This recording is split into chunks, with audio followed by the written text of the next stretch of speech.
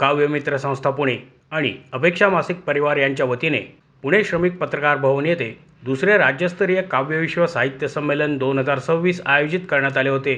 याचे उद्घाटन संमेलनाचे अध्यक्ष आणि देशभक्त कोशकार चंद्रकांत शहासने, स्वागताध्यक्ष सुप्रसिद्ध साहित्यिक डॉक्टर संजय जगताप, उद्घाटक साहित्यप्रेमी प्रमोद कुमार बेलसरे, पहिल्या काव्यविश्व साहित्य संमेलनाच्या अध्यक्षा चंद्रलेखा बेलसरे, ज्येष्ठ साहित्यिक श्याम भुरके यांच्या हस्ते करण्यात आले।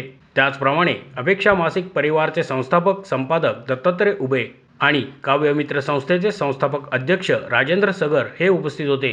या प्रसंगी स्मरणिका प्रकाशन आणि अपेक्षा मासिक महिला दिन विशेषांक यांचे प्रकाशन मान्यवरांच्या हस्ते करण्यात आले। संमेलनात मान्यवरांच्या हस्ते जीवनगौरव पुरस्कार, साहित्य गौरव पुरस्कार आणि विशेष कृतज्ञता सन्मान प्रदान करण्यात आले। तसेच निमंत्रित कवी आणि कवयित्री यांचे वेगवेगळ्या विषयांवरील कवितांचे सादरीकरण, हास्य कवी संमेलन, मराठी काव्यविश्वातील संत साहित्याचे महत्त्व या विषयावर परिसंवाद सारखे काव्यविश्वातील वेगवेगळ्या विषयांवरील कार्यक्रमांचे सादरीकरण झाले। काव्य हे साहित्याला प्रसवते। साहित्याची आई कविता आहे। कवितेला जगवायचे असेल तर वेळेला महत्त्व द्यावे लागेल। भावना, विचार, अनुभव आणि कल्पना व्यक्त करते ते साहित्य म्हणजे कविता। कविता हे एक शक्तिशाली माध्यम असून यातून सामाजिक बदल घडवला जाऊ शकतो, असे विचार व्यक्त करून देशभक्त कोशकार चंद्रकांत शहासने पुढे म्हणाले, कविता या देवदूत आहेत। त्या सामाजिक मनाचा मागोवा घेतात।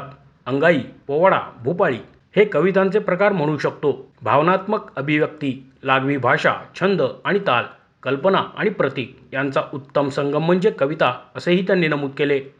आमच्या विचाराला, आमच्या संकल्पनाला तर तुमच्या व्यासपीठावरती जागा नसेल तरी आमची मंदिरं नवीन बनवू।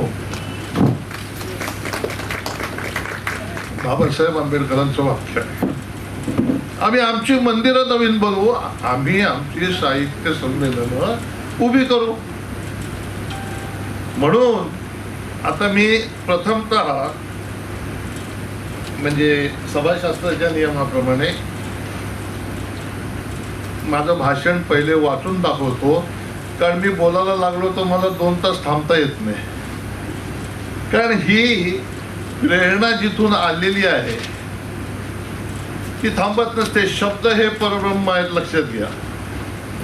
आपण कोणी नाही आहोत आणि ज्याच्यावर परब्रह्माची कृपा होते त्याच्याच मुखातून शब्द निघतात, बाकीच्या मुखातून निघत नाहीत। म्हणून त्यांच्याकडे प्रतिभा नसते का? तर आता आज दिनांक 15 मार्च 2026 पुणे मुक्कामी दुसरे राज्यस्तरीय काव्यशिल्प साहित्य संमेलन संपन्न होत आहे। या संमेलनाच्या अध्यक्षपदावरून उपस्थित सर्व कवी कवयित्रींना विनम्र अभिवादन करताना मी मनस्वी समाधानी आहे। कारण समाधान या शब्दामध्ये ते काव्य लपलेलं आहे, रोकडा मोक्षाचा उदार बोलूचित। तुम्ही आयुष्यभर जे काही जपता, जी तपश्चर्या करता, त्याचं फळ तुम्हाला जिथून मिळतं त्याला म्हणतात मोक्ष। सामाजिक मनाचा मागोवा घेत त्याची सुबक अशा शब्दात गुंफण करणारा अवलिया म्हणजे कवी। कविता प्रसवतो तो कवी। जसं बाळाला जन्म दिल्यानंतर आईच्या ओठातून अलगद प्रसवते ती अंगाई, आणि छत्रपती शिवाजी महाराजांच्या कौतुकाने डफावर थाप मारतात प्रसवते ती पोवाड्याची गर्जना। भल्या पहाटे साधकांच्या मुखातून प्रसवते ती भूपाळी। मानवाच्या प्रत्येक कृती सोबत कविता प्रसवत असते, पण तिला शब्दात गुंफण्याची कला आणि समाजासमोर मांडण्याचं धाडस ज्यांच्या अंगी असतं ती ईश्वरी शक्ती म्हणजे कवी आणि कवयित्री। लक्षात घ्या, ती समाजापुढे मांडण्याची हिंमत लागते ती कवी आणि कवयित्रीमध्ये असते। आपण सारेच परमेश्वराचे अंश आहात, भाग्यवंत आहात, असे माझे रोखठोक मांडणे आहे। अहो, शब्द का असे तसे मुखातून बाहेर येतात काय?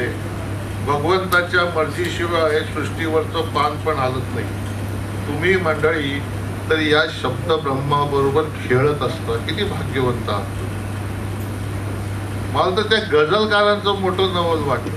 कसे बरोबर असे वळून वळून बरोबर मार्गे लावतात काव्य. सोपं नाहीये ते. पूर्ण बांधकाम ओळीब्यामध्ये अगदी.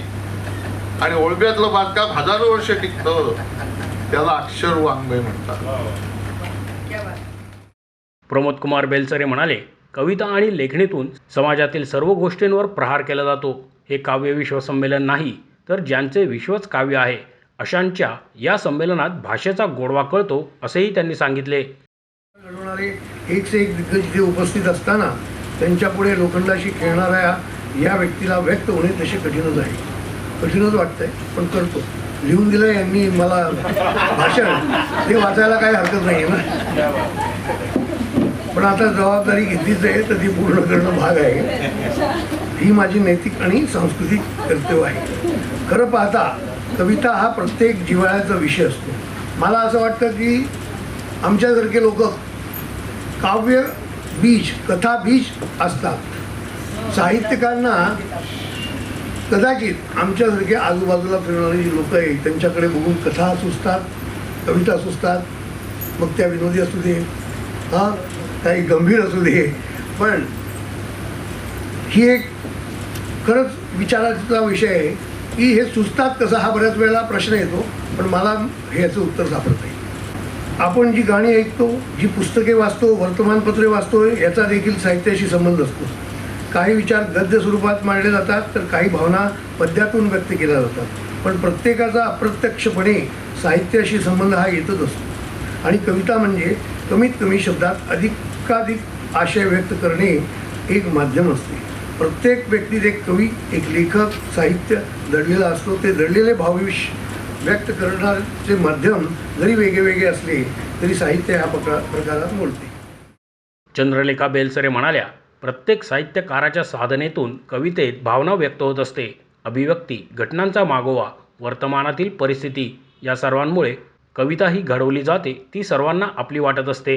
डॉक्टर संजय जगताप यांनी स्वागतपर भाषणात सांगितले, साहित्य क्षेत्रात सर्वाधिक मराठी साहित्यांचे प्रकाशन होणे हे अभिमानास्पद आहे. मराठी बोलणाऱ्या 15 कोटी लोकांमुळेच 95 देशात मराठी मंडळे निर्माण झाली आहेत. आज ऑस्ट्रेलियात मराठी शाळा असून येथे 29 विद्यार्थ्यांनी प्रवेश घेतलेला आहे.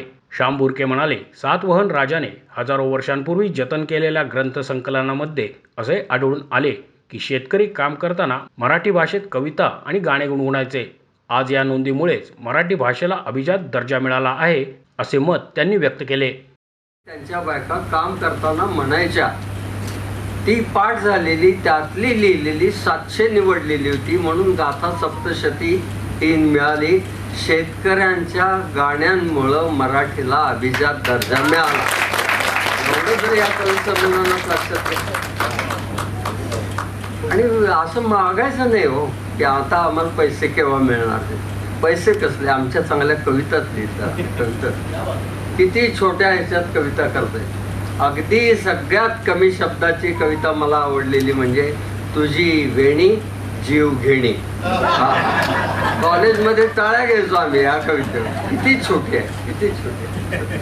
आणि या छोट्या कवितांवरच आम्ही व्याख्याते वगैरे पुढे झालो. मंगेश पाडगावकरांच्या तिरप्या तिच्या नजरेवरी बेहत आहे खुश मी. तिरप्या तिच्या नजरेवरी बेहत आहे खुश मी. आज पण कळले मला ते ऐसेच पाहते नेहमी. मराठीचे मास्तर कविता करू लागले, मराठीचे मास्तर कविता करू लागले, म्हणून म्हणतात त्यांचे लग्न सुद्धा मोडले. इंग्रजीच्या मास्तरांना खूपच शब्द येतात. इंग्रजीच्या मास्तरांना खूपच शब्द येतात, कारण ते उशाखाली डिक्शनरी घेऊन जाऊ. काय काय ह्या पाडगावकरांच्या काय काय फार मजा आहे कवितेमध्ये. म्हणून सर्व कवींना मी प्रणाम करतो. तुमचं जे काव्य आहे ते लिहित राहा, लिहित राहा. आणि एक करायचं, वर्षातनं एकदा तरी आपली कविता पुन्हा वाचायची आणि त्याच्यात काय सुधारणा करता येईल ही आपणच बघायची. आम्हाला हे गंगाधर मांबरेंनी सांगितलेलं होतं की तुमचे त्यातले अक्षर मोजा, ती सारखे काय येत नाहीत बघा, मग यमकाकडे जा, पण आधी अर्थानं लिहा. कंटेंट हे महत्त्वाचं आणि कम्युनिकेशन हे त्याच्यानंतर तुम्हाला या दोन्ही कराव्यात. वेळेच्या अभावी थांबतो, पण दत्तात्रय उभे यांच्या जे प्रयत्न असतात ते आणि त्यांच्या सहकार्यांचे, त्याच्यासाठी एकदा जोरदार टाळ्या वाजवा. मोशी न्यूज नेटवर्कसाठी मोहित शिंदे, पुणे.